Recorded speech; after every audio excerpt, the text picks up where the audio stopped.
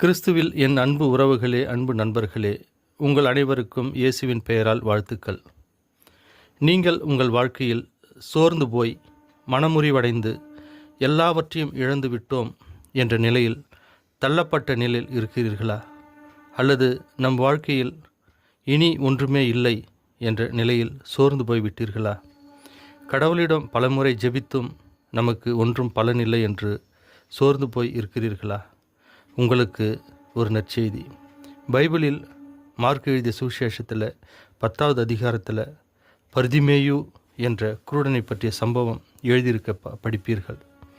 அதில் பர்திமேயு இயேசுவை நோக்கி பலமுறை கூப்பிடுகிறான்.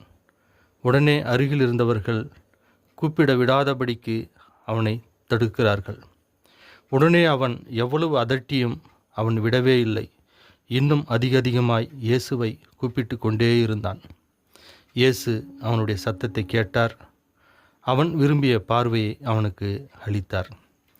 எனவே பிரியமானவர்களே, நீங்கள் சோர்ந்து போகாமல், மனம் தளர்ந்து போகாமல், நாம் கூப்பிடுகிற இயேசு உண்மை உள்ளவர், அவர் நல்லவர், நம்மை போல மனிதர் அல்ல அவர் பொய் சொல்லுவதற்கு.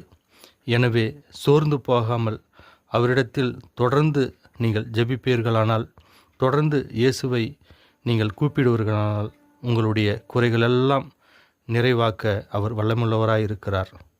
ஆமேன், ஆமேன்.